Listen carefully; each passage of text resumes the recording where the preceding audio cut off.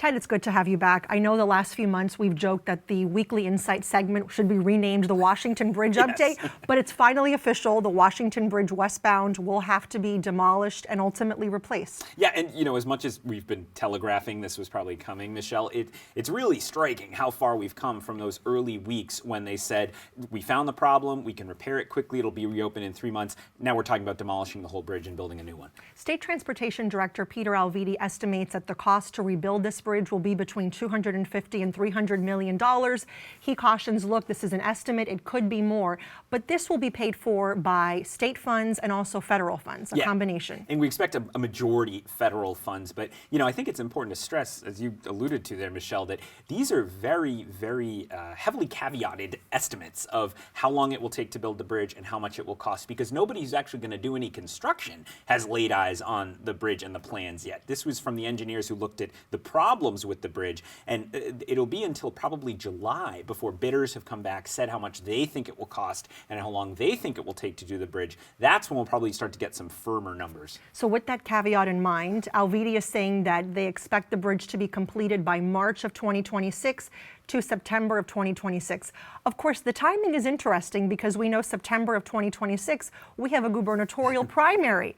And so, of course, Dan McKee is up for re-election. So, you wonder about the timing. You can't take the politics out of politics, Michelle, right? And we know how frustrated many voters are, especially those who live in the Washington Bridge zone on either side of Providence and East Providence. East Providence can be kind of a swing area in Democratic primaries. And so I think, a lot will depend, it's obvious to say, but does this project go smoothly and quickly and maybe people's memories fade of the frustrations they felt initially?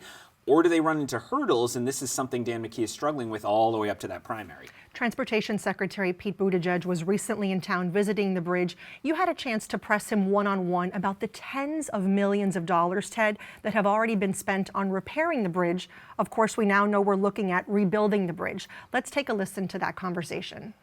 $37 million was spent rebuilding the deck of this bridge, even though it turns out that the inspections had not been enough to make clear that this bridge was not going to survive and it shouldn't have been repaired, it should have been rebuilt. Should US DOT be that blasé about that amount of federal money being lost on a project that should have been rebuilt from the start? My point is that I never believe that investing in repairing critical infrastructure is a waste of money. But of course, if DOT had known that this bridge would need to be torn down, there would have been a different plan.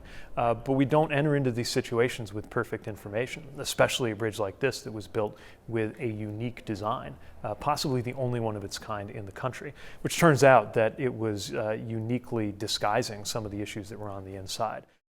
Ted, that doesn't sound like Secretary Buttigieg, at least right now, is holding anyone accountable for this. No, not really. And I think, of course, he's trying to keep all the stakeholders happy up here, federal-state relations and all that. But I think that's really the next shoe to drop here, Michelle, along with, as we talked about, getting more official cost estimates and timing estimates. It's accountability.